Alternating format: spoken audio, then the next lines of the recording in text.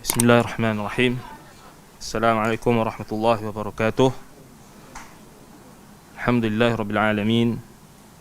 Wassalatu wassalamu ala rasulil amin wa ala alihi wa ashabihi ajma'in. Amma ba'du. Alhamdulillah, bersyukur kepada Allah Subhanahu wa taala, kita diberikan kesempatan pada malam ini untuk meneruskan kuliah untuk membahaskan berkenaan dengan haqqullah 'alal 'abid, hak Allah ke atas hamba, iaitu tauhid, berdasarkan kitab Al-Qaulul Mufid ala Kitab Tauhid karangan Syekh Muhammad bin Salih Al-Utsaimin rahimahullah. Baik, jadi kita sambung. Jadi kita berhenti kelas sebelum ni pada halaman 14. Pada halaman 14 pada perenggan yang kedua. Perenggan yang kedua. Baik, kata Syekh, sebahagian umat Islam tersesat dalam jenis tauhid ni dan mereka terpecah menjadi banyak kelompok. Di antara mereka ada yang menempuh fahaman ta'til sehingga dia menafikan sifat-sifat Allah seraya mengklaim, yakni mendakwa bahawa dirinya mensucikan Allah dan dia telah tersesat. Yang ni mereka mendakwa mereka tanzih. Yang ni kita dah sebut sebelum ni. Kerana zat yang disucikan secara hakiki adalah zat yang disucikan dari sifat-sifat kekurangan dan aib, dan firman-Nya disucikan dari membuat buta dan menyesatkan. Maknanya tanzih itu, kita ahli sunnah, kita tanzih berlaku pada dua. Tanzih maksudnya menyucikan. Menyucikan Allah Subhanahu wa taala, sifat-sifatnya, zatnya daripada keaiban, kekurangan, kecacatan. Tanzih yang kedua iaitu kita tanzih pada nas. Yang ni kita menyucikan nas Al-Quran. Maknanya ta'zim. Tanzih kat situ maksudnya kita ta'zim, kita mengagungkan, memuliakan, menghormati nas Al-Quran. Yang ni apa kita kata, yang mengandungi sifat-sifat Allah, yang menceritakan tentang sifat-sifat Allah Taala, daripada at-ta'miyah wa tadlil. Itu yang maksud dikatakan sini, daripada membutakan dan juga menyesatkan. Ta'miyah ni membuat buta, yang ni tak bagi petunjuk, sebagaimana yang didakwa oleh ahlul kalam. Dan menyesatkan. Baik. Maka jika seorang mengatakan sesungguhnya Allah tidak memiliki pendengaran, penglihatan, ilmu dan kuasa, bererti dia tidak mensucikan Allah dan justru dia mendiskreditkan, yakni merendahkan Allah dengan sifat aib yang paling memalukan, dan mendiskreditkan kalam firman-Nya dengan menganggapnya menyesatkan dan juga membutakan.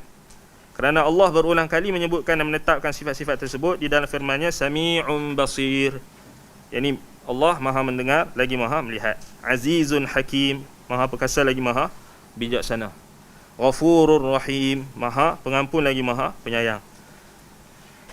Maknanya orang yang nafi sifat-sifat Allah ni, dia terjebak dalam dua bentuk kesalahan dalam apa yang disentuh oleh Syekh yang dekat sini. Maknanya dia telah kita kata menafikan sifat-sifat Allah. Kemudian yang kedua, maknanya dia telah mentohmah nas Al-Quran. Mentohmah Al-Quran itu tidak memberikan petunjuk, dan tidak menjelaskan, kita kata tidak memberikan petunjuk, membutakan dan tak memberikan kejelasan. Baik, jika Allah menetapkan sifat-sifat tersebut pada kalamnya padahal Allah tidak memiliki sifat-sifat tersebut, maka ini sangat menyesatkan dan menodai firman Allah Azza wa Jalla. Itu maksud dia, kan?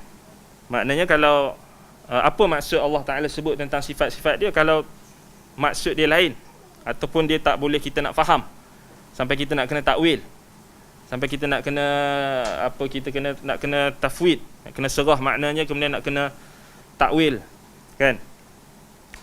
Baik. Di antara mereka juga ada yang menganut fahaman tamthil seraya mengklaim, yakni mendakwa bahawa dia telah mewujudkan apa yang Allah sifatkan untuk dirinya. Mereka ini sesat kerana tidak mengagungkan Allah dengan sebenar pengagungan. kerana mereka mendiskreditkan Allah dengan aib dan sifat yang memalukan. Jadi ada satu kelompok pula yang sesat juga di kalangan golongan yang kita sebut sebelum ni, ilhad dalam asma' wa sifat, dalam nama-nama, dalam keimanan mereka terhadap nama-nama Allah dan sifatnya, iaitu mereka yang mentamthil, yang terjebak dalam tamthil, ini kita kata tashbih, tamthil. Dan mereka mengatakan bahawasanya apa yang mereka samakan Allah dengan makhluk itu adalah sesuatu yang Allah kehendaki, ataupun mereka kata mendakwa bahawa dia telah mewujudkan apa yang Allah sifatkan untuk dirinya. Mereka ini sesat kerana tidak mengagungkan Allah. Ini tengok. Za'iman bi annahu muhaqqiqun lima wasafa Allah bihi nafsuh. Maknanya mereka mendakwa mereka tahu sifat Allah tu hakikat dia, sebab itu mereka sampai berani menyamakan Allah dengan makhluk. Ini golongan tamthil. Kata Syekh kat sini, apa dia, wa minhum man salaka maslakat tamthil. Tamthil lah, betul lah. Kan? Baik. Jadi wa qad dallu li'annahum lam yuqaddiru Allah haqqa qadri. Mereka ni sesat. Mereka ni telah sesat sebab mereka tidak mengagungkan Allah dengan sebenar pengagungan. Wa ma qadarullaha haqqa qadri. Mereka tak mengagungkan Allah dengan sebenar-benar pengagungan. Kalaulah mereka mengagungkan Allah dengan sebenar-benarnya, sudah tentulah mereka tidak akan tergamak untuk menyamakan Allah dengan makhluk. Kan? Baik. Golongan tamthil ni macam golongan apa? Nasrani, ya. Mereka menyamakan Allah dengan apa dia, mereka mendakwa bahawasanya apa? Nabi Isa adalah Allah atau sebahagian daripada Allah, ataupun salah satu daripada oknum yang tiga. Contohlah, contoh banyak lagi kalau kita tengok dalam sejarah Islam, ada banyak lagi golongan musyabbihah, memang wujud golongan yang menyamakan Allah dengan makhluk ni memang wujud. Baik, antaranya golongan yang dinisbahkan kepada Hisham Al-Fawti, dia seorang Syiah. Syiah Batiniyah, Syiah Rafidah Batiniyah. Ada, kalau kita buka dalam maqalat firaq, kumpulan-kumpulan, memang ada dalam sejarah Islam, memang ada golongan yang musyabbihah, mumathilah, memang dia menyamakan Allah dengan makhluk, memang wujud. Dan kalau kita buka dalam kitab-kitab firaq memang ada. Dan golongan ni kebanyakannya datang daripada golongan batiniyah. Batiniyah. Baik. Kata Syekh lagi, wa qad dallu li'annahum lam yuqaddiru Allah haqqa qadrihi. Mereka ni sesat kerana mereka tak mengagungkan Allah dengan sebenar-benar pengagungan. Idh wasamuhu bil aibi wan naqsi, kerana mereka telah menyifatkan Allah dengan keaiban dan juga kekurangan. Li'annahum ja'alul kamil min kulli wajhin kan naqisi min kulli wajhin. Kerana mereka menjadikan apa? Mereka menjadikan zat yang sempurna dari segala sudut, dari segala sisi, sama seperti zat yang tidak sempurna daripada segala sisi. Maknanya mereka menyamakan Khaliq dengan makhluk, Allah dengan makhluknya. Allah, kesempurnaan Allah Subhanahu Wa Taala meliputi segala sudut, segala sisi. Itu yang dimaksudkan bila ulama kata kamal likulli wajhin, likulli wujuh. Kamalul mutlaq, kamalul mutlaq, yakni Allah yang mempunyai sifat kesempurnaan yang mutlak dari segenap sisi, dari segenap sudut. Maknanya tak ada langsung kekurangan. Berbeza dengan makhluk yang Allah cipta, kita ni asal bagi kita kesempurnaan ke kekurangan? Asal bagi kita adalah kekurangan. Khuliqal insan min ajal. Contohnya Allah Ta'ala sebut dalam Quran, manusia itu dicipta dengan sifat tergesa-gesa. So tergesa-gesa ni perkara yang kurang, kan? Dan Allah Ta'ala sebut dalam Quran, kita ni diciptakan daripada min maniyin yumna, daripada air yang dipancutkan, air yang hina, min ma'im mahin, daripada air yang hina. So itu, adakah itu kesempurnaan? Tak, kan? Maknanya kekurangan. Dan kita ada kekurangan daripada segenap sudut. Manusia bukan Tuhan. Sebab itu kita kata bila ada golongan ataupun kelompok yang mengangkat manusia sebagai Tuhan, maka sudah tentulah mereka adalah golongan yang paling sesat sekali, kerana mereka cuba nak menyamakan zat yang sempurna daripada segala sisi dengan zat yang tidak sempurna daripada segala sisi. Sebab itu kalau kita tengok macam mana ulama-ulama Islam apabila mereka membantah golongan-golongan sesat sama ada di kalangan agama-agama yang kufur, seperti kalau kita lihat bagaimana para ulama Islam membantah syubhat-syubhat golongan Nasrani, golongan Kristian, yang apabila mereka mendakwa bahasanya Nabi Isa itu adalah Tuhan, mereka menzahirkan hujah ini. Mereka menzahirkan hujah ini. Jadi macam mana Tuhan boleh masuk dalam tempat ataupun tempat yang kotor? Maknanya keluar daripada lubang yang sama, yang kita kata yang daripada lubang yang sama keluarnya kekotoran dan juga najis. Jadi macam mana Tuhan boleh kita kata boleh jadi macam tu? Macam mana kita tergamak kata Tuhan itu sesuatu zat yang dilahirkan? Dan bagaimana pula Tuhan boleh mati? Dan macam mana pula Tuhan boleh diseksa di tiang salib? Siapa yang nak mengurus takbir alam ketika itu kalau Tuhan mati di tiang salib? Itu maknanya menzahirkan kelemahan dan juga ketidaksempurnaan makhluk. Sebab itu kita kata sebab apa? Sebab dia menyamakan zat yang tidak sempurna dengan zat yang sempurna, tak boleh lah. Kan? Jadi jawapan dia, Nabi Isa bukan Tuhan, bukan anak Tuhan, kan?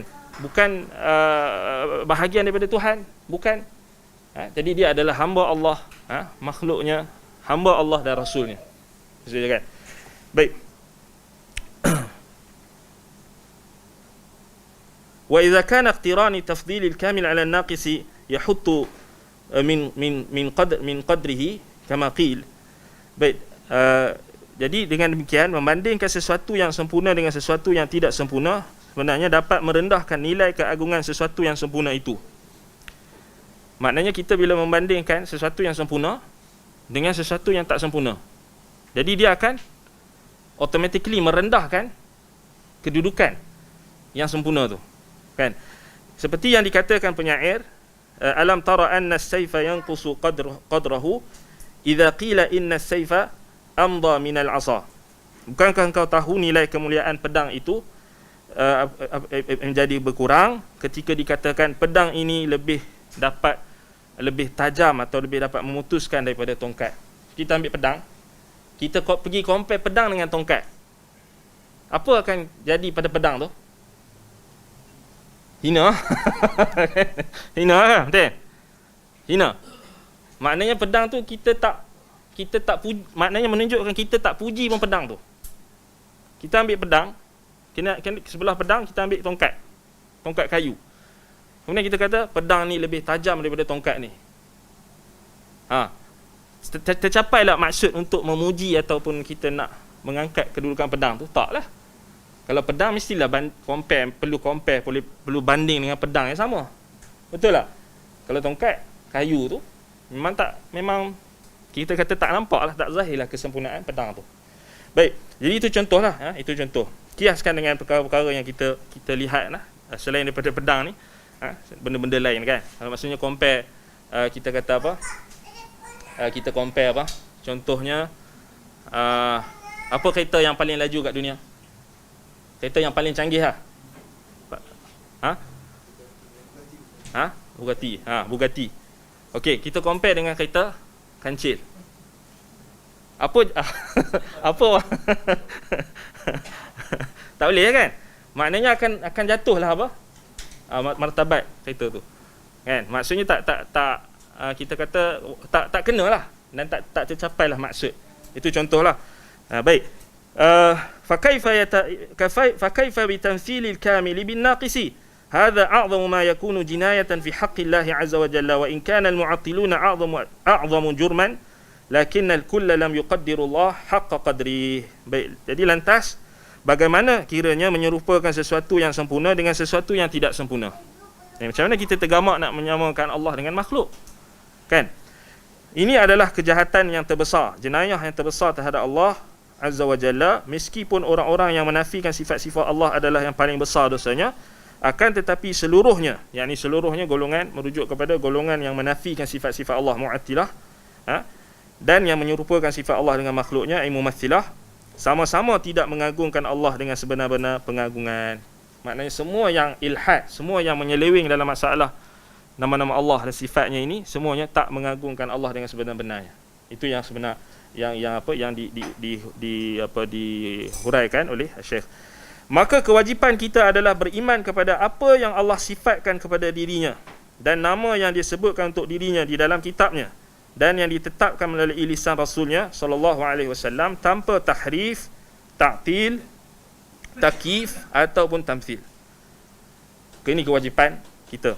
Maknanya kita beriman sebagaimana yang Allah sebut, dengan apa yang Allah sebut kepada dirinya sendiri, dengan nama yang disebutkan dalam kitabnya, dalam Quran, dan juga melalui lisan Rasulnya dalam sunnah, dalam hadis-hadis Nabi SAW, tanpa tahrif. Tahrif maknanya mengubah, mengubah sama ada lafaz ataupun mengubah makna. Tanpa ta'til, yakni menafikan, dan tanpa takyif. Takyif maksudnya kita tanya bagaimana, macam mana sifat Allah tu, bagaimana. Takyif ni pun dilarang. Ataupun tamthil. Tamthil maknanya menyerupakan Allah dengan makhluk. Baik, seperti itulah yang dinyatakan Syekhul Islam Ibn Taymiyah dan ulama lainnya. Baik, ini khulasah daripada apa yang Syekh Uthaymin sebut ni.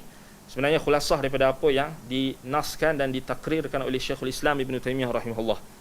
Sebab itu kalau kita nak kebanyakan di kalangan kita ni mungkin tak mampu nak menelaah kitab-kitab yang tebal-tebal kan, dan kita memang tak mampu nak menelaah kitab-kitab yang kitab-kitab terutamanya kitab-kitab Syekhul Islam Ibn Taymiyah rahimahullah, dan antara yang memudahkan kita untuk mendapat pemahaman ataupun khulasah, ringkasan ataupun kita boleh kata intipati pemahaman Syekhul Islam Ibn Taymiyah rahimahullah, antara ulama yang maknanya kalau kita ada apa-apa sahaja kemuskilan, apa kita kata kemuskilan dan juga ketidakjelasan tentang perkataan Syekhul Islam Ibn Taymiyah, khususnya dalam masalah akidah, maka antara tokoh yang kita perlu rujuk adalah Syekh Ibn Uthaymin. Maknanya dia macam memudahkan kita untuk faham apa yang Syekhul Islam Ibn Taymiyah rahimahullah takrirkan dalam kitab-kitab dia yang sangat-sangat banyak dan sangat-sangat tebal, kan? Maknanya Syekh Ibn Taymiyah, kalau kita katakan kita terjumpa apa-apa perkataan yang dinisbahkan kepada Syekhul Islam Ibn Taymiyah yang kita tak jelas dan sebagainya, maka kita perlu lihat pada apa yang diungkapkan oleh Syekh Ibn Uthaymin, kerana dia memudah cara kan. Banyak kitab-kitab Syekhul Islam Ibn Taymiyah rahimahullah yang telah diringkaskan dan dimudahkan untuk difahami dengan uslub yang lebih mudah untuk kita faham. Maknanya seperti contoh macam kitab apa dia kita kata syarh Al-Wasitiyah, Taqrib At-Tadmuriyah, kemudian kitab-kitab lain yang diringkaskan oleh Syekh Ibn Uthaymin. Baik. فالتحريف في النصوص والتعطيل في المعتقد والتكييف في الصفة والتمثيل في الصفة إلا أنه أخص من التكييف فكل ممثل مكيف ولا عكس. Baik. Baik, tahrif ini berkaitan dengan nas-nas. So, bila sebut tahrif ni dia berkait dengan interaksi. Macam mana seseorang itu berinteraksi dengan nas. Maknanya dia punya manhaj, macam mana dia punya istidlal dia. Macam mana dia punya kita boleh kata interaksi dia dengan nas. Itu lebih bila kita sebut tahrif, dia merujuk kepada sikap ataupun tata cara seseorang itu atau manhaj atau metod seseorang itu berinteraksi dengan nas. Jadi sebab itu disebut tahrif. Dia berkaitan dengan nas. Ta'til berkaitan dengan keyakinan, berkaitan dengan i'tiqad. Ta'til maksudnya dia menafikan. Maknanya menafikan dari sudut i'tiqad dia sendiri, kepercayaan dan keyakinan dia sendiri dia sendiri tolak, tak percaya. Itu berkait dengan keyakinan. Tahrif tadi berkait dengan cara dia berinteraksi. Diubah ayat tu. Allah Taala kata Ar-Rahmanu 'alal 'arsy istawa, dia tahrif, dia kata istaula. Contoh kan? Baik, macam yang tahrif yang dilakukan oleh golongan orang-orang Yahudi, yang disebutkan dalam Al-Quran dan disebutkan oleh Al-Imam Ibn Khuzaimah rahimahullah dalam kitab Tauhid, berkait dengan golongan Ibn Khuzaimah sama kan golongan yang mentakwil sifat istawa kepada istaula sama macam orang Yahudi yang mentakwilkan atau mentahrifkan apa dia perintah Allah kepada mereka hittah, lalu mereka tambah nun, hintah, wa qulu hittatun naghfir lakum khatayakum dalam surah Al-Baqarah tu. Tetapi orang Yahudi mereka tambah nun, hintah, jadi maknanya berubah. So sebenarnya Allah Ta'ala perintah mereka ucapkan hittah. Hittah maknanya hutta lana khatayana, yakni dia macam istighfar lah, lafaz istighfar yang Allah perintahkan untuk mereka. Ucapkan hittah maknanya moga Allah Ta'ala ampunkan dosa kamu, dosa-dosa kami. Tetapi mereka main-main, mereka tambah nun, hintah jadi gandum, maknanya jadi gandum. Nampak? Jadi Allah Ta'ala laknat mereka disebabkan perbuatan mereka itu. Maknanya mereka mentahrif. So Ibnu Khuzaimah, Imam Ibnu Khuzaimah rahimahullah menyamakan orang yang mentakwil atau mentahrif. Mentahrif asalnya tahrif, mentahrif apa dia istawa kepada istaula. Lam yang mereka tahrifkan itu, mereka tambah tu sama macam orang Yahudi tambah nun pada hittah. Ini perintah Allah supaya mereka kata hittah, bukan hintah, kan? Jadi makna jadi berbeza. Baik. Ta'til berkaitan dengan keyakinan, takyif berkaitan dengan sifat. So takyif berkait dengan sifat, hakikat sifat. Jadi ini Syekh Uthaymin dia bahagikan ni nak bagi kita faham. Maknanya apa hakikat istilah ni. So tahrif dia melibatkan apa? Interaksi dengan nas. So macam orang Yahudi dia diputar balik ayat. Itu tahrif. Baik. Ta'til berkait dengan keyakinan kerana dia tak percaya. Dia menafikan dalam hati dia dan dia tak percaya. Takyif berkait dengan hakikat sifat tu. Maknanya dia mula berfikir dan dia nak tahu macam mana Allah Ta'ala istiwa atas arasy. Bagaimana Allah istiwa atas arasy? Tu kaifiyat. Kaif. Takyif. Baik. Dan tamthil. Tamthil juga berkaitan dengan sifat. Tamthil pun berkait dengan sifat juga. Tamthil bila dia takyif, dia boleh jadi dia bermula dengan takyif kemudian dia jatuh kepada tamthil. Dia nak tanya bagaimana sifat Allah tu, kemudian akhir sekali dia sesat, dia jatuh dalam menyamakan Allah dengan makhluk, wal iyad billah. Baik. Sebab itu kata Syekh, kerana setiap mumathil, setiap orang yang menyerupakan Allah dengan makhluk adalah mukayyif. Sebab itu ini kaedah dia. Setiap orang yang menyamakan Allah dengan makhluk tu, dia pada hakikatnya dia dah terjebak dalam takyif dulu. Dia dah pergi apa? Pergi bayang, kan? Dia persoalkan, kemudian dia pergi bayang, kan? Kemudian last kali disamakan Allah dengan makhluk. Namun tidak sebaliknya. Dalam ni dia kata wala aks, maknanya tidak sebaliknya, maknanya tukar. Orang yang mukayyif tak semestinya mumathil. Tetapi setiap mumathil semuanya mukayyif. Tetapi boleh jadi mukayyif itu dia tak mumathil. Dia terbalik. Tetapi yang mumathil ni dia mesti akan apa terlibat dalam takyif dulu. Baik. Tetapi ada yang takyif tapi dia tak sampai tahap mumathil. Dia tak sampai tahap menyamakan Allah dengan makhluk. Contoh macam orang yang tanya, kan? Dia bagaimana? Tapi dia tak samakan Allah makhluk kan? Bagaimana? Kemudian contoh macam orang yang tanya Imam Malik tu. Kaifastawa? Tapi Imam Malik bid'ahkan dia jugalah. Kan? Walaupun dia tak tamthil tapi nak bagi tahu dia punya soalan tu salah. Kan? Salah. Baik. Kerana itu akidah kita wajib terbebas daripada 4 hal tersebut. So dalam masalah asma' wa sifat ni kita wajib membebaskan keyakinan kita, akidah kita daripada 4 perkara tersebut. 4 perkara tersebut. Baik. Kemudian kata Syekh lagi di sini, fatahrifu fi nusus fatahrifu wa na'ni bitahrif. Tahrif yang kami maksud adalah takwil yang dilakukan di kalangan yang memutabelitkan nas-nas sifat. Tahrif yang dimaksudkan oleh Syekh di sini, kata Syekh, na'ni, kami maksudkan orang yang mendakwa mereka takwil. Yakni ashabu takwil lah, ahli takwil. Yang mana pada hakikatnya mereka bukan takwil, tetapi pada hakikat mereka tahrif. Tetapi kata Syekh, mereka menyebut diri mereka sebagai ahli takwil demi memperindah cara yang mereka gunakan dan jalan yang mereka tempuh. Kerana pada dasarnya jiwa manusia menghindari kata-kata tahrif. Ya, pada dasarnya orang tak sukalah bila dengar tahrif ni, sebab tahrif ni memang automatically dia membawa kita kata konotasi yang negatif automatically. Sebab Al-Quran sebut dalam Quran Allah Taala sebut golongan yang melakukan tahrim ni adalah golongan-golongan yang dimurkai oleh Allah, maghdubi alaihim. Antaranya orang-orang di kalangan Yahudi dan Nasrani. Yuharrifuna al-kalima an mawadhi'ihi. Mereka mentahrif, memutabalikkan, menyelewengkan. Jadi golongan-golongan yang sesat ni mereka tahu.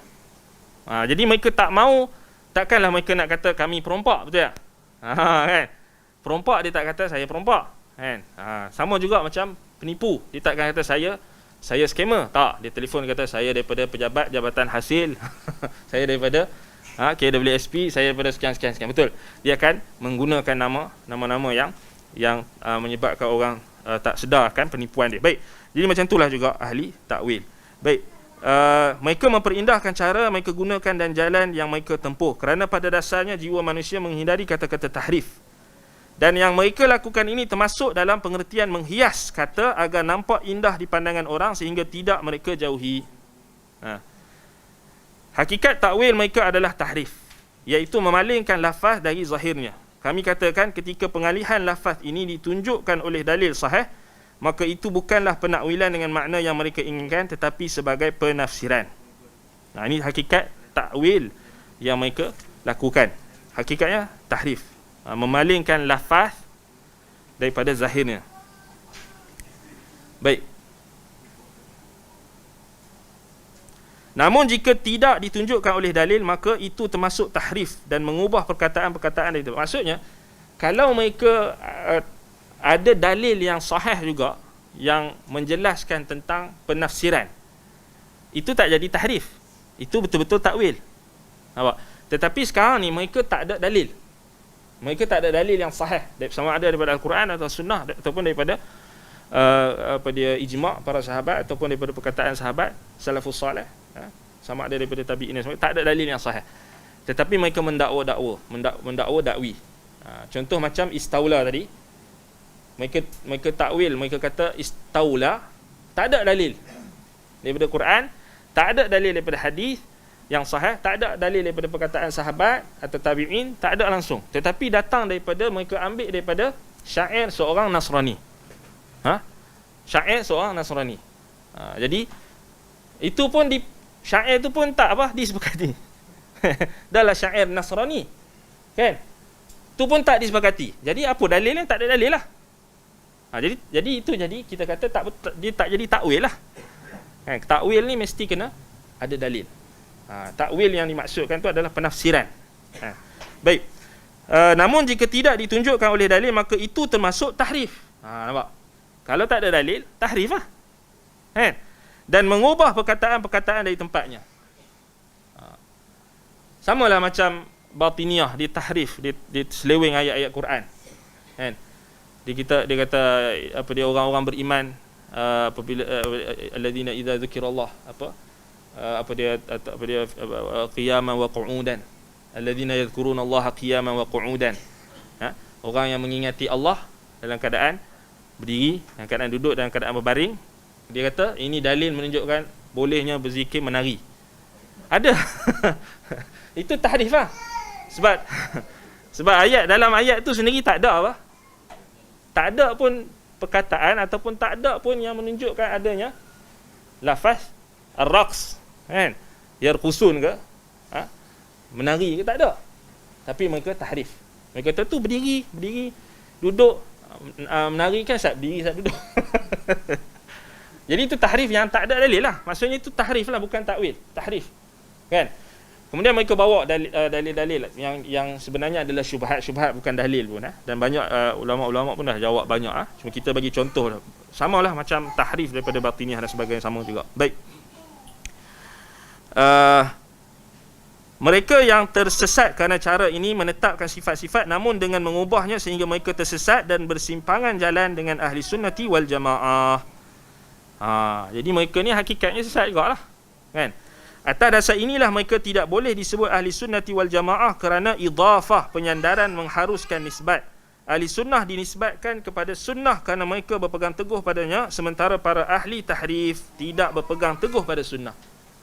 Jadi macam mana dia nak dakwa dia sunnah kalau dia tak ikut sunnah dalam isu ni? Kan? Maknanya tak betul lah. Sebab itu tak disebutkan golongan ini yang ada penyelewengan dalam masalah asma' wa sifat ini.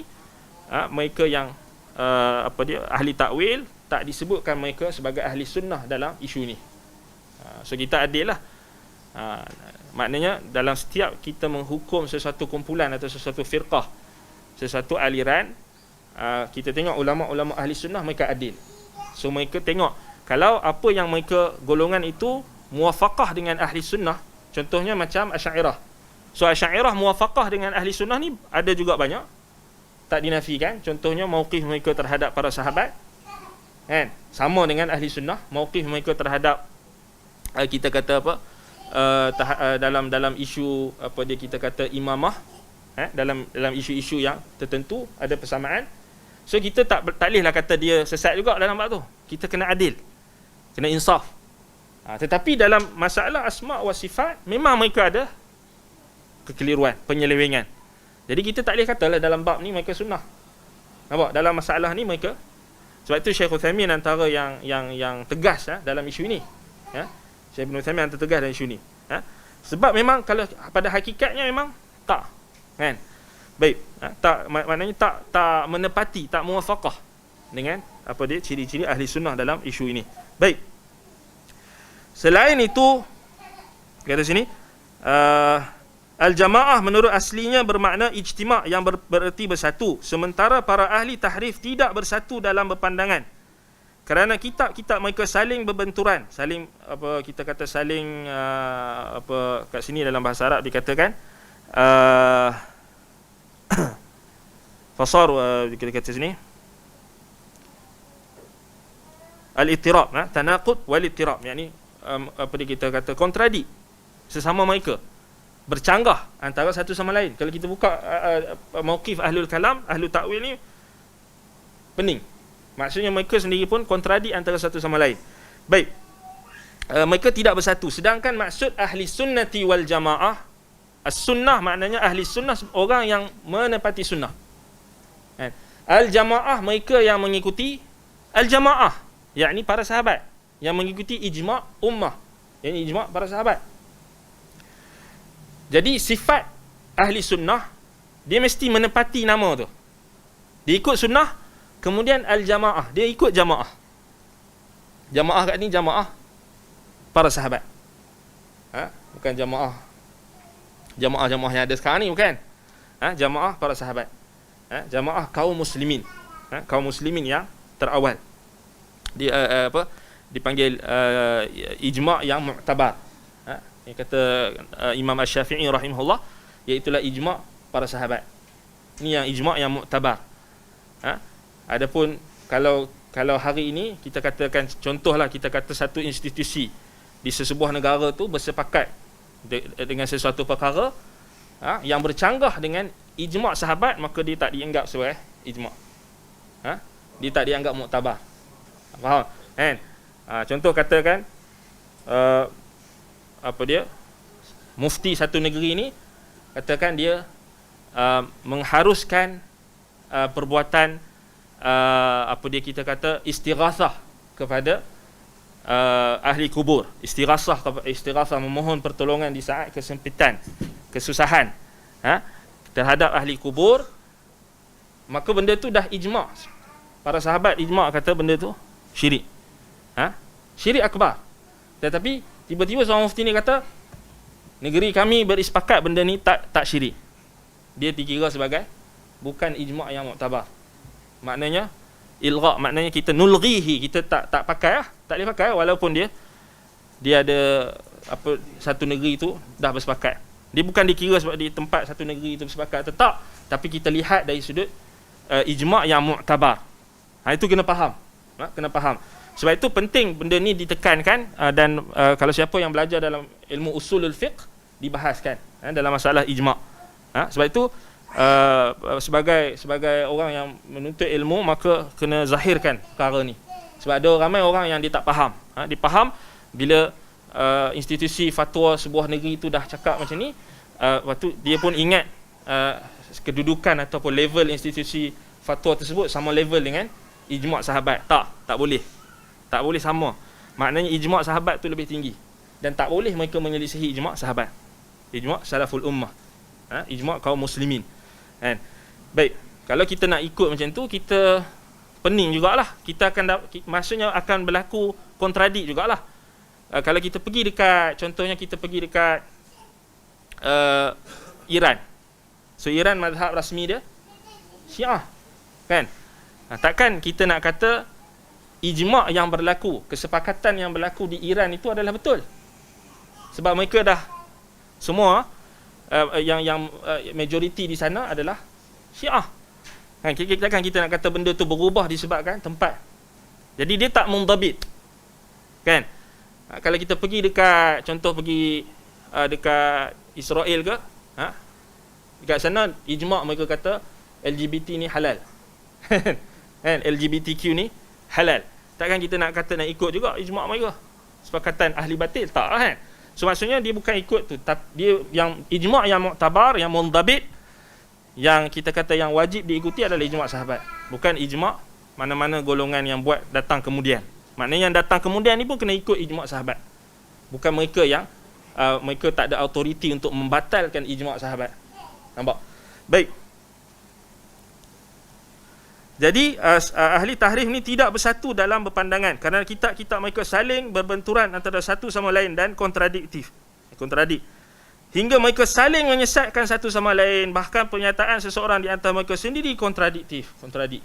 Maknanya ini ciri-ciri al-furqah. Al-furqah maknanya lawan kepada al-jamaah. Ahli sunnati wal jamaah, ciri-ciri mereka adalah orang yang bersatu padu. Al-jamaah, bersatu di atas dasar Al-Quran dan Sunnah. Wa'tasimu bihablillahi jami'an wala tafarraqu. Allah Ta'ala perintahkan kita berpegang teguh dengan Sunnah dan juga Al-jamaah. Wa anna hadha sirati mustaqiman fattabi'uh wala tattabi'us subula fatafarraqa bikum an sabili. So Allah Ta'ala suruh kita ikut satu jalan dia.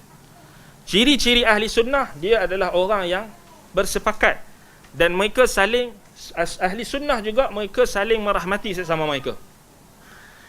Walaupun mereka ada perbezaan pendapat, tidak sampai tahap mereka mengkafirkan dan menyesatkan antara satu sama lain. Ni kita kena pegang, ni asas.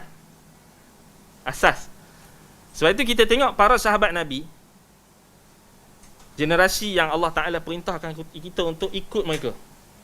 Was-sabiquna al-awwaluna minal muhajirin wal ansar walladzina tabauhum bi ihsan. Wattabi' sabila man anaba ilai. Allah Ta'ala perintahkan kita untuk ikut jalan orang yang kembali kepadanya, orang yang benar-benar kembali kepada Allah, para sahabat. Fa in amanu bimithli ma amantum bihi faqad ihtadaw. Allah Ta'ala sebut kalau kita beriman macam mana yang sahabat beriman, kita akan dapat petunjuk. Hanya petunjuk itu hanya kita boleh dapat dan capai melalui jalan mereka. Kalau sahabat Nabi yang mulia ini, yang kita katakan mereka adalah contoh ikutan kepada kita, apabila dalam sejarah Islam, kalau kita tengok pada zaman sahabat Nabi, berlaku khilaf antara para sahabat, berlaku perbezaan pendapat, tetapi tidak ada satu pun riwayat yang sahih, athar ataupun riwayat yang sahih dalam kitab-kitab tarikh, dalam kitab-kitab sejarah, yang menunjukkan adanya para sahabat yang mengkafirkan antara satu sama lain, atau membid'ahkan antara satu sama lain, ataupun menyesatkan antara satu sama lain bila mereka berbeza pendapat. Tak ada. Kita ambil satu khilaf yang paling besar berlaku pada era zaman sahabat Nabi, iaitulah apa? Perbezaan pendapat di antara Amirul Mukminin Ali bin Abi Talib radhiyallahu an dan juga Muawiyah bin Abi Sufyan radhiyallahu an. Kalau kita buka dalam kitab-kitab tarikh ahli sunnah, kita akan lihat bagaimana ketika dalam situasi mereka berperang sesama mereka untuk menentukan siapa yang di pihak yang benar, kerana mereka berijtihad dalam isu masalah darah Khalifah Uthman. Tetapi kalau kita lihat bagaimana nukilan-nukilan cara para sahabat ni interaksi khilaf sesama mereka, takkan kita jumpa pada zaman ini khilaf yang berlaku pada zaman ini, takkan jumpa. Contohnya macam mana Muawiyah bin Abi Sufyan radhiyallahu an ketika majlis tahkim berlaku, bila juru tulis Muawiyah nak tulis nama Muawiyah dulu, Muawiyah kata letak nama Ali dulu, kerana Ali lebih hafdal daripada aku. itu tengah berselisih pendapat. Kalau kita ahli bid'ah, mubtadi', dal, mudil, betul, ikhwani, hizbi, bla bla bla bla bla, macam-macam, mumayyid, ini. Tapi dia tak tahu apa. Tak tahu apa. Tapi dia bab melabel orang cepat. Bab melabel orang dia cepat. Tak ada rasa takut kat Allah. Kan? Imam Ahmad, bila orang tanya Imam Ahmad tentang masalah ada orang yang mendahulukan Uthman di atas Ali. Mendahulukan Uthman di atas Ali. Adakah perlu dibid'ahkan dia? Imam Ahmad kata la yubadda'. Tidak dibid'ahkan, fa inna ikhrajun nas minas sunnati syadid. Kerana mengeluarkan seseorang daripada sunnah adalah sangat berat implikasi dia. Itu Imam Ahmad. Isu dia apa? Orang mendahulukan Uthman di atas Ali. Dia isu dia yang menjadi kesepakatan ulama dari sudut tartib khilafah. Memang Uthman dia afdal dari sudut dia adalah khalifah sebelum Ali. Sebab kesepakatan umat Islam melantik dia menjadi khalifah. Lepas tu Ali. Tetapi dia yang jadi khilaf di kalangan ahli sunnah ketika itu, sebab ketika itu mereka melihat, kita kata tak ada lagi zaman sekarang macam kita sekarang ni yang kita boleh nak analisis hadis-hadis, berapa bilangan hadis, tak ada lagi. Cuma mereka lihat dari sudut banyak apa yang sampai kepada mereka, hadis-hadis yang sampai kepada mereka, banyak kelebihan Ali berbanding Uthman. Sebab mereka tengok dari sudut tu. Afdaliyah tu maknanya afdaliyah keutamaan yang bersifat umum.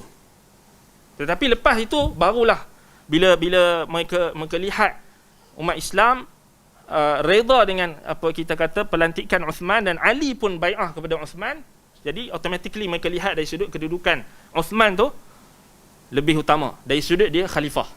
Tetapi tak menafikan, sebab itu zaman Imam Ahmad, so Imam Ahmad wafat bila?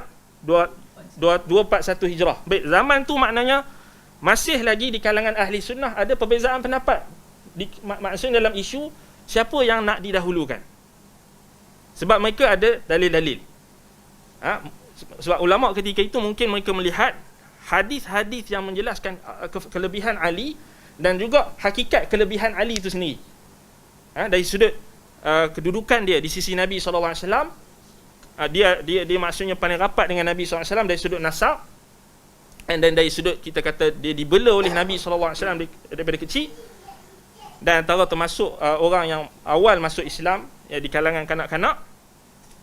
Mereka lihat dari sudut tu, mereka kata Ali lebih utama berbanding Uthman.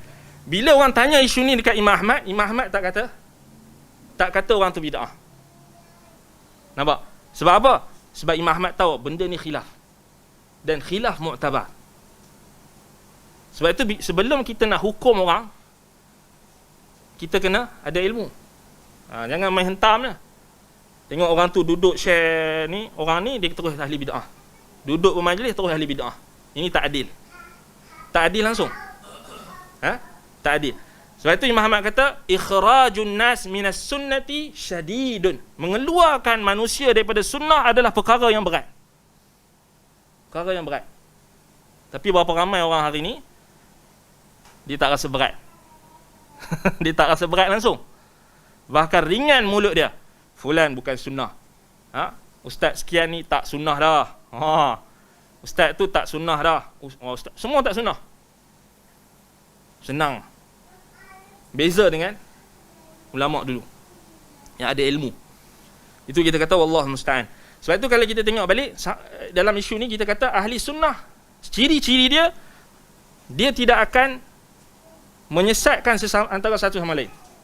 Dia tidak akan membid'ahkan antara satu sama lain, dan dia tidak akan mengkafirkan antara satu sama lain. Dan inilah yang ditunjukkan oleh para sahabat Nabi.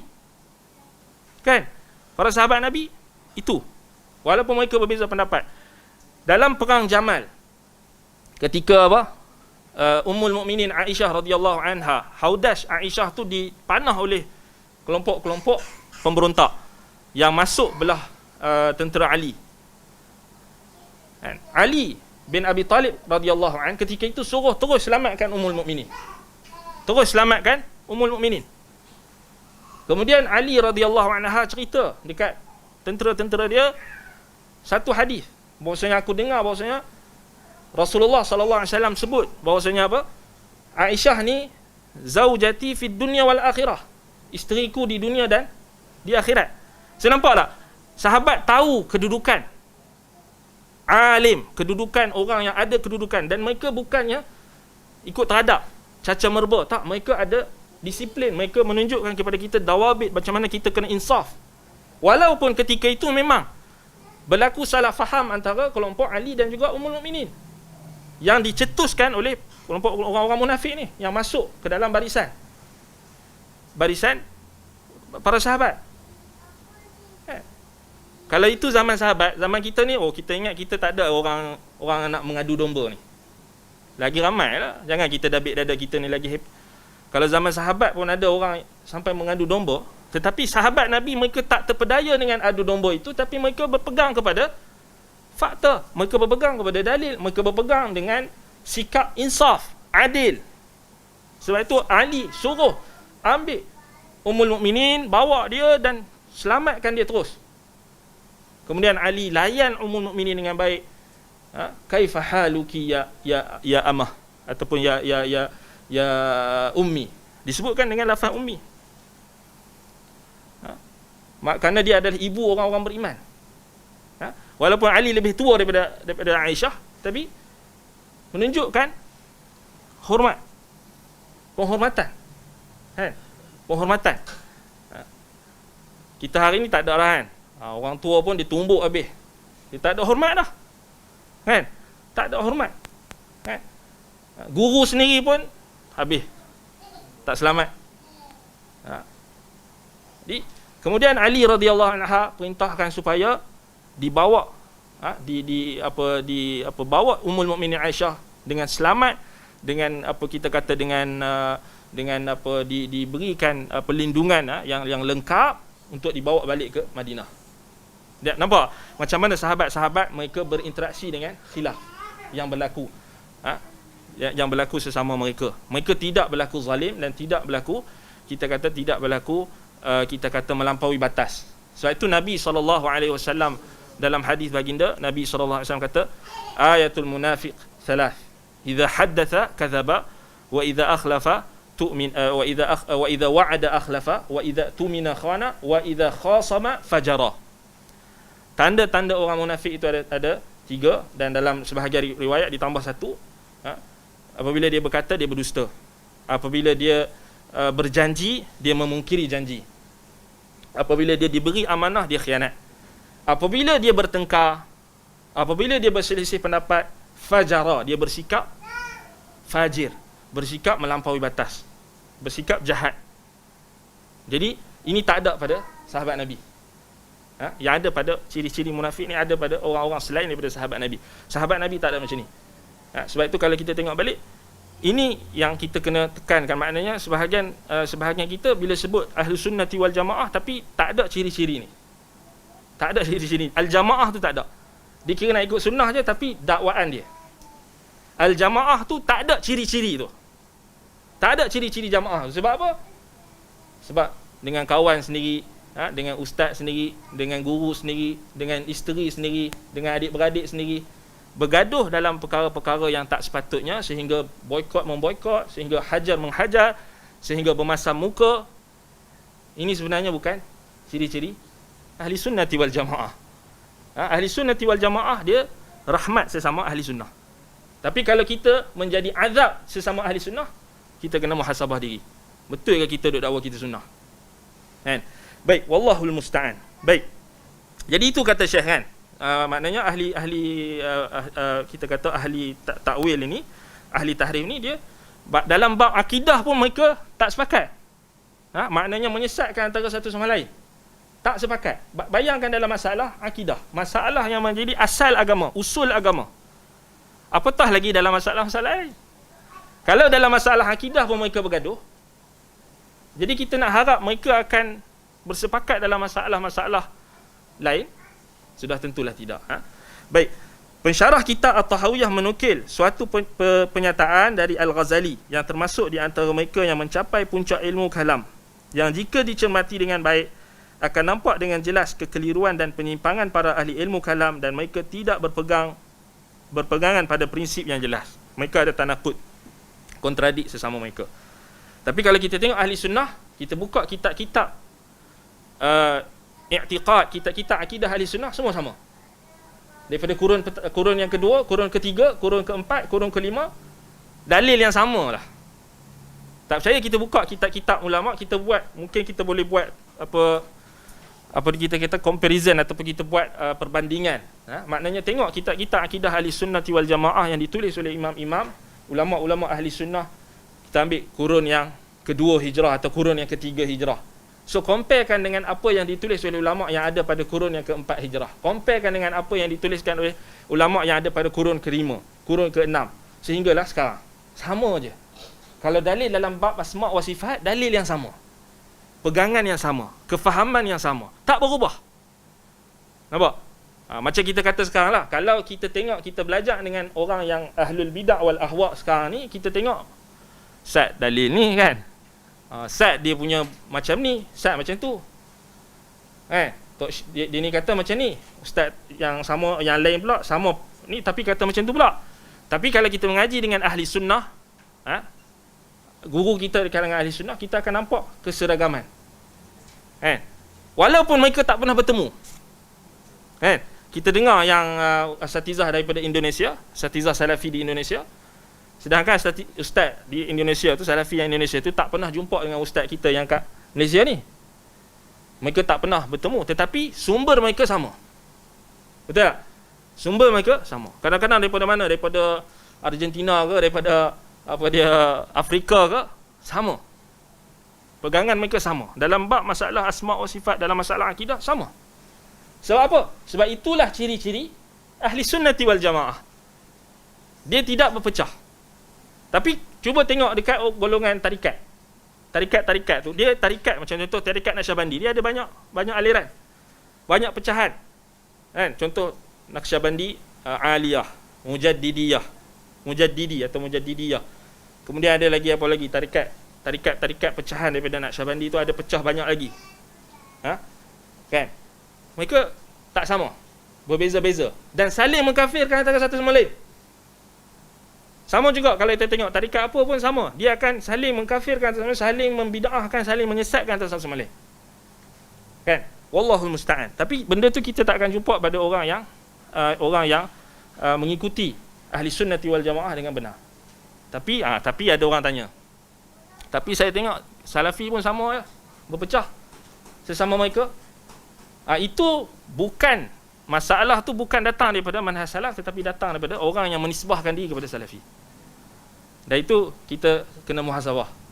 Adakah betul dia ikut salafi itu betul-betul ke, ataupun dia ambil sekerat-sekerat? Kan? Sebab nak jadi salafi ni bukan ikut akidah je. Dia mesti kena ikut manhaj, akidah, akhlak, adab, suluk, adab, akhlak. Itu yang ditakrirkan oleh Syekhul Islam Ibn Taimiyah rahimahullah dalam Al-Aqidatul Wasithiyah. Begitulah juga yang ditahqiq oleh ulama-ulama akidah, seperti Syekh Sultan Al-Umairi, Al-Amiri atau Sultan Al-Umairi, hafizahullah, dan ramai lagi ulama-ulama yang menekankan isu ni. Sebab ramai orang yang jadi salafi, dia nak ambil bab akidah dengan manhaj. Dia nak ambil bab mentahzir ahli bid'ah. Tapi bab akhlak dia tak mau. Dia tak mau. Dia tak tunjukkan akhlak salafi. Yang ni pun masalah. Dan inilah yang menjadi fitnah, yang menyebabkan orang keliru dan orang salah faham. Dia kata salafi sama je. Kan? Macam geng tarikat juga, something dia. Duk nak pukul orang sana. bergaduh, nak pukul orang sana, nak pukul orang sini, betul? Orang jadi apa ni, sama ya. Sebab bukan salafi tu yang salah, bukan manhaj salaf tu. Manhaj salaf tu mulia, tetapi orang yang menisbahkan diri kepada salafi. Kan? Wallahul musta'an. Baik. Ar-Razi, salah seorang pemimpin ilmu ahli ilmu kalam, berkata iqdamul uqul. Dia kata nihayatu iqdamul uqul iqalu wa aktharu sa'il alamina dhalalu wa arwahuna fi wahsyatin min jusumina wa ghayatu dunyana adhan wa wabalu. Baik.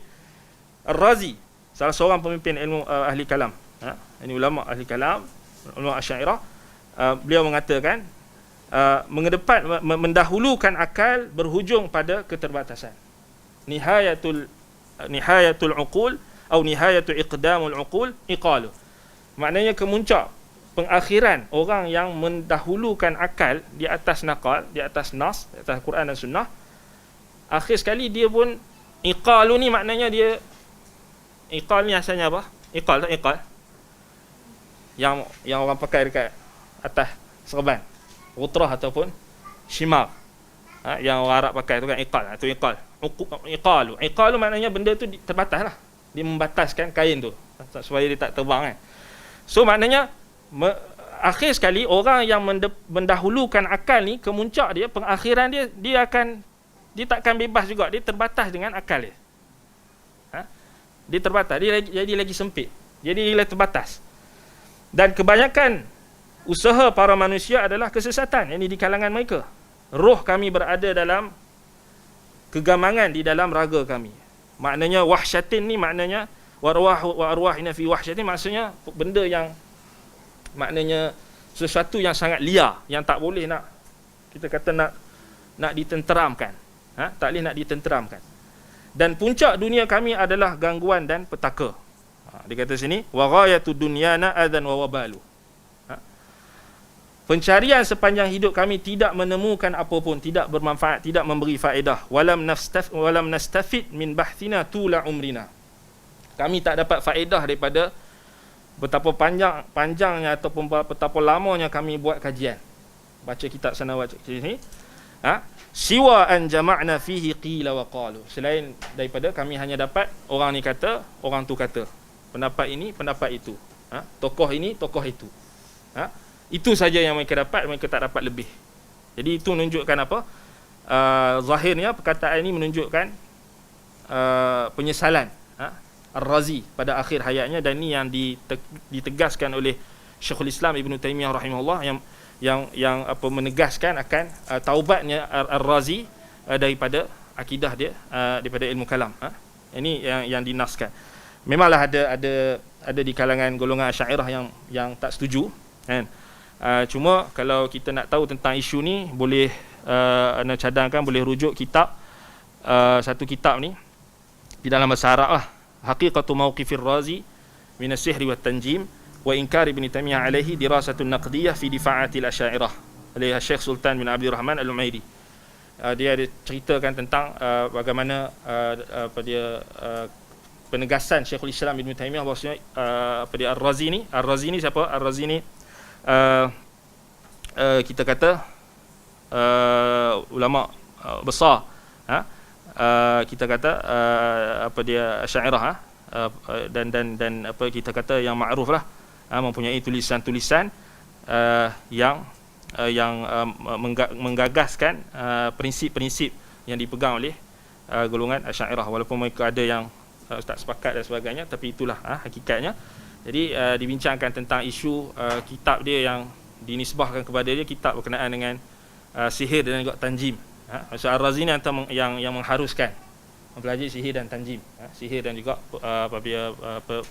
ilmu perbintangan, ilmu nujum. Walaupun ada perbezaan pendapat di kalangan ulama, tetapi kalau kita tengok apa yang ditahqiq oleh Syekhul Islam Ibn Taymiyah rahimahullah dan kemudian murid-murid beliau, melihat ada wajahnya. Dan tetapi Syekhul Islam tengok adil, menunjukkan kepada kita Syekhul Islam Ibn Taymiyah rahimahullah, mauqif beliau dengan Ar-Razi ni, walaupun Ar-Razi ni beliau bantah dalam Bayan Talbis Al-Jahmiyah, kan, dikarang oleh Syekhul Islam Ibn Taymiyah rahimahullah, kemudian Dar'u Ta'arud Bainal Aqli wan Naqli, Maknanya lebih daripada 10 jilid.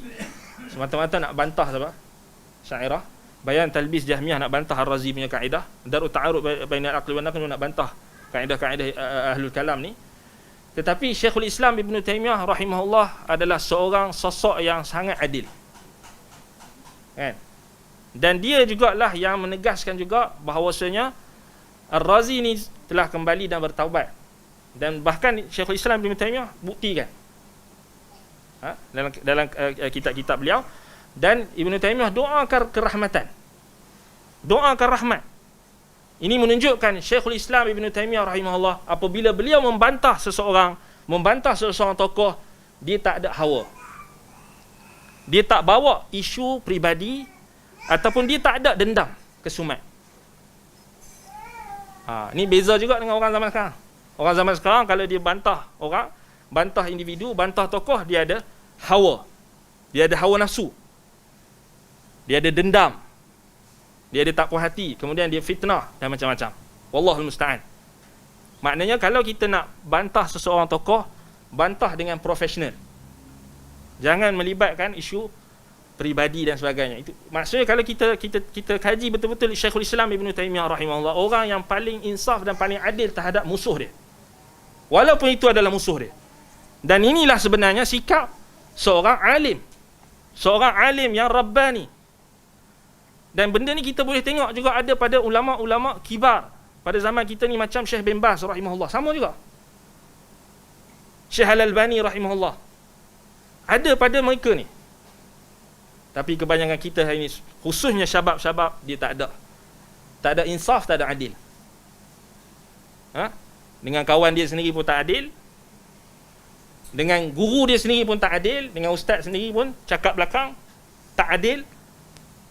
Kita nak harap apa? Adil ke? Insaf ke? Tak. Kan? Qil wa qal, yang tu. Wallahul musta'an. Wallahul musta'an. Baik. Jadi kalau kita tengok balik, ini yang disebutkan, kita kata berkenaan dengan Ar-Razi tadi. Baik.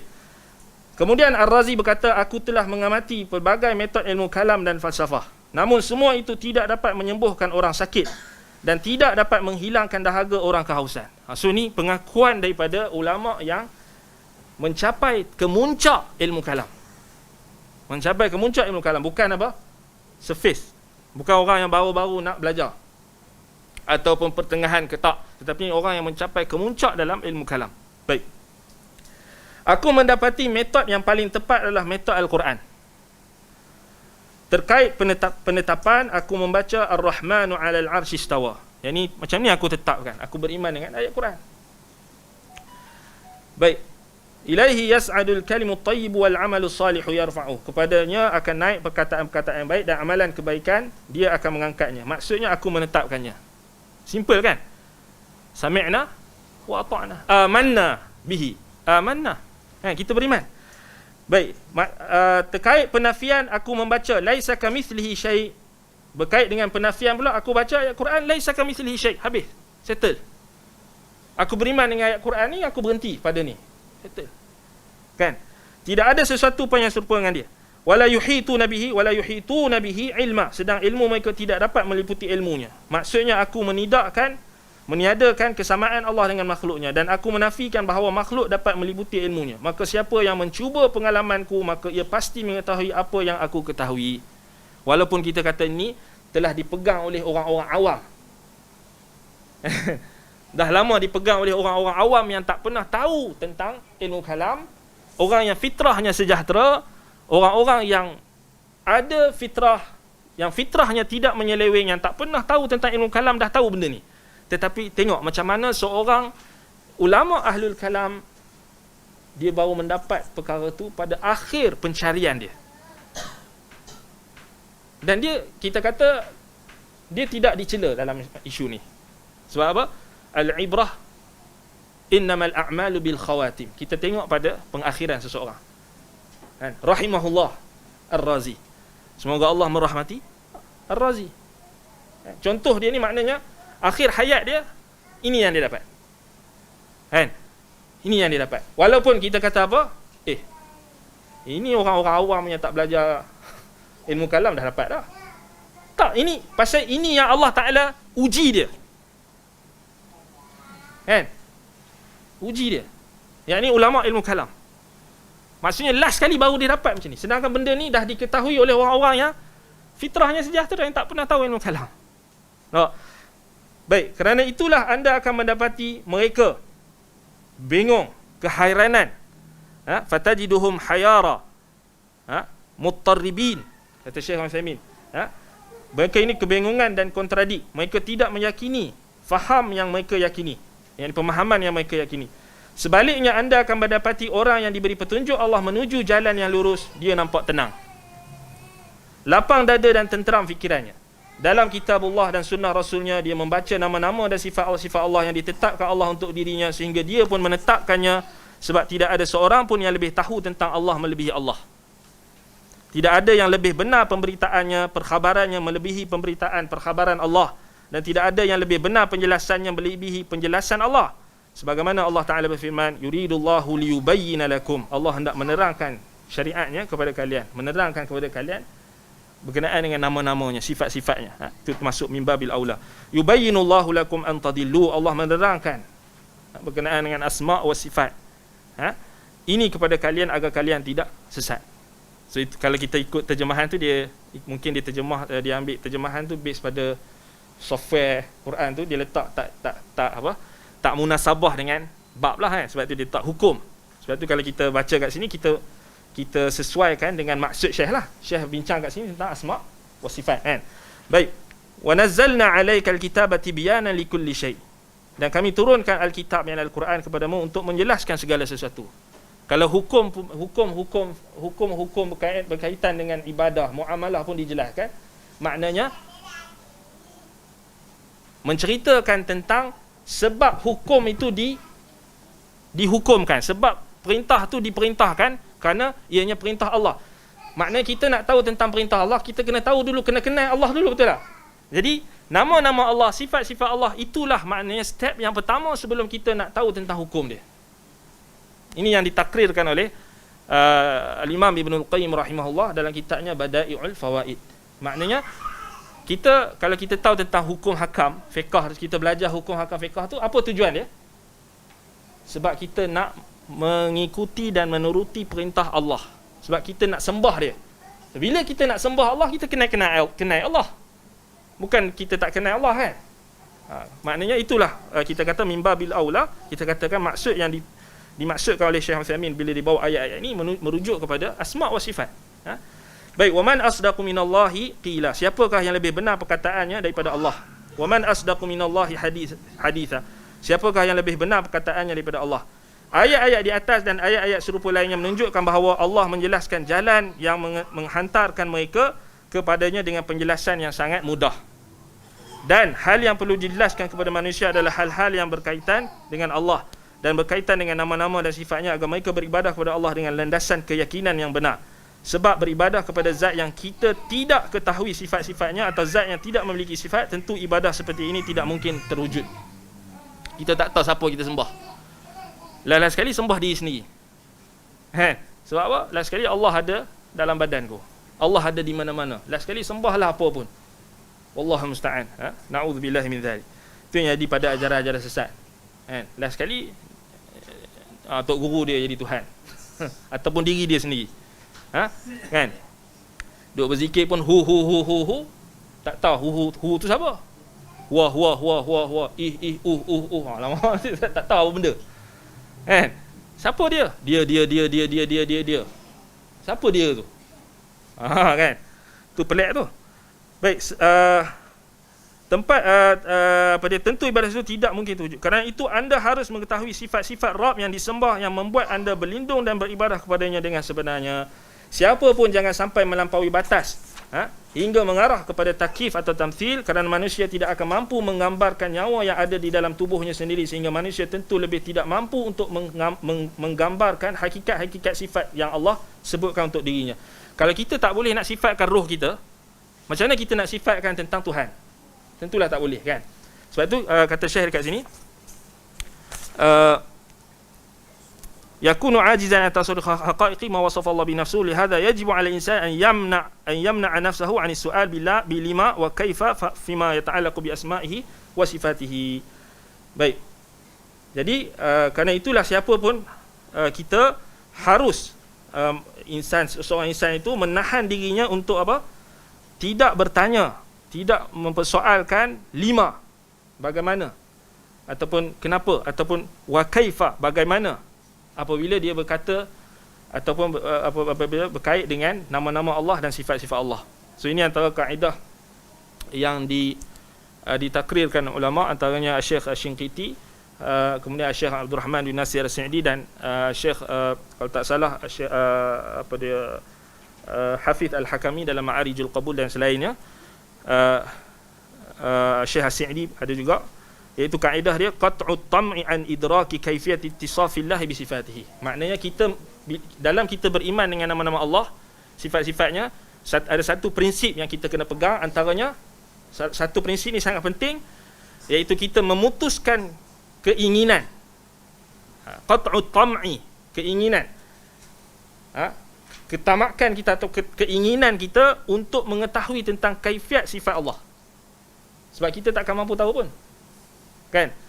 Dalilnya Nabi SAW cakap kat para sahabat. Nabi kata apa? Innakum lan tarau rabbakum hatta tamutu. Kamu takkan tengok Tuhan kamu melainkan kamu mati. Maknanya kalau kamu nak tengok Tuhan, kamu nak nampak Tuhan kat dunia ni tak boleh. So, Nabi SAW kata dalam antaranya hadis yang diriwayatkan oleh Ibnu Majah, Imam Ahmad dan selainnya, walaupun dibahaskan sanadnya, tapi secara umumnya hadis itu ada syawahid yang banyak. Nabi kata innakum lan tarau rabbakum hatta tamutu. Kamu takkan jumpa, kamu takkan boleh tengok Tuhan sehinggalah kamu mati. Maknanya nak tengok Tuhan kena mati dulu lah. Tapi jangan pergi bunuh diri lah. Haram. Maknanya bukan di dunia lah. So dalil yang lain dalam Al-Quran, dalam surah Al-A'raf ayat 143, bila Allah Subhanahu Wa Ta'ala, bila Nabi Musa alaihi salam minta Allah Ta'ala perlihatkan, Nabi Musa nak tengok Tuhan. Bila Allah Ta'ala tetapkan pertemuan antara Allah dengan Nabi Musa alaihi salam untuk Allah berkata-kata dengan dia, Nabi Musa bila dengar kata-kata Allah, kalamullah, Nabi Musa terus nak tengok Allah. Kita kalau baca Quran, kita apa? Nak cepat habis. Nak cepat habis kan? Tapi Nabi Musa AS dengar kalam Allah, nak tengok Allah terus. Sebab tu dia minta apa? Dia minta izin daripada Allah untuk tengok. Allah kata apa? Lan tarani. Kamu takkan tengok aku kat dunia ni.